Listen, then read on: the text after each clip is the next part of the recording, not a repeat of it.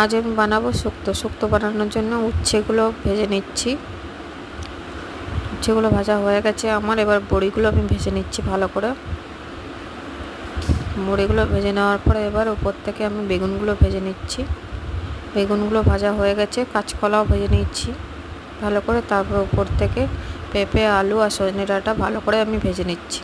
তারপর কড়ার ভিতরে রাঁধুনি ফোড়ন আর সাথে একটু তেজপাতা দিয়েছিলাম, আর আদা জিরে বাটাটা দিয়ে ভালো করে সবজিগুলো দিয়ে কষিয়ে নিয়ে এবার উপর থেকে একটু গরম জল দিয়ে ভালো করে নাড়ি চাড়িয়ে নিয়ে ফুটে এসে গেলে উপর থেকে একটু চিনি ছড়িয়ে দিয়ে, এবার চিনি ছড়ানো আমার হয়ে গেছে, উপর থেকে একটু দুধ দিয়ে দিলাম।